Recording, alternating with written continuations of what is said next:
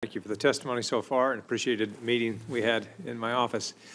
The decisions made by the Department of Interior have an outsized impact on Arizona. The Department of Interior manages about a quarter of the land directly in Arizona and holds in trust another quarter. And so we're looking at half of the land mass in Arizona is under some jurisdiction of the Department of Interior. I was pleased to see Secretary Zinke confirmed, and under his leadership, I think the department is already starting to listen to those in Arizona who are affected by the department's decisions. For example, I commend the department for looking to all sides of the Navajo generating station lease issue. The hearings that have been, or listening sessions this week in Arizona with the stakeholders have been helpful. I think people are pleased to see that the department is listening.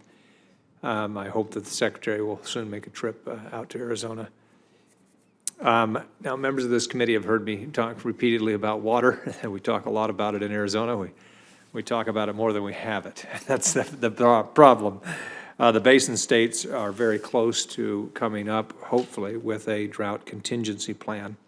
That will be a needed update to the 1944 treaty with Mexico regarding the Colorado River. I believe that we would be well served by your long history dealing with the Colorado River. Can you talk about some of that? Talk about your experience and some of the issues that we have going forward. Well, candidly, my history with the Colorado River begins probably in first grade. The Colorado River was about 150 feet from my house growing up, and it was an awesome place to be. But the reality is, for my entire career, I've understood very well how special the approach taken on the Colorado River is.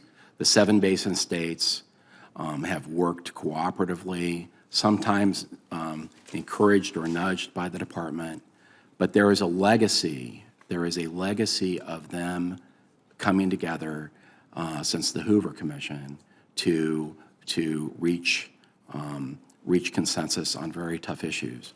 When I was first at the department, we worked on a variety of things.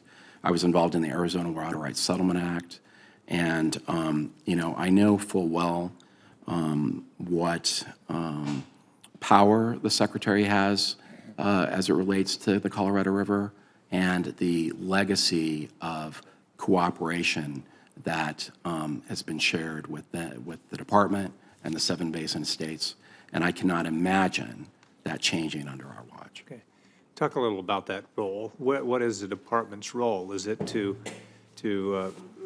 convene the basin states, to nudge them toward an agreement, to work with them after they've reached the agreement? What's the optimal approach? Well, I think optimally, the department should be involved. I mean, if push came to shove on the lower Colorado, the Secretary is the water master of the lower Colorado under the law.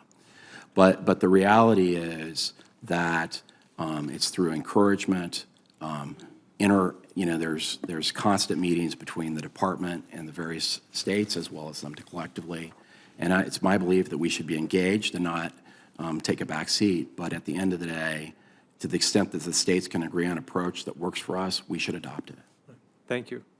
One area that will require continued cooperation between Arizona and the department is the tribal water rights settlements. You mentioned that you've been involved in this area. There's several settlements that are in need of legislative action this year alone. Many more are in the negotiation phase.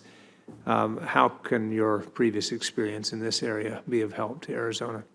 Well, I think, first off, I've resolved a number of Indian water rights settlements and other federal reserved water rights settlements. And so I know not only the import to the community of getting them resolved, but the energy and effort that it takes to get to a resolution. And from that standpoint, Secretary Zinke, while he was a member of Congress, enacted legislation related to a water rights settlement. And so I believe that he's committed to that. And, to the extent that we can be helpful, we will. All right. Thank you, Madam Chair.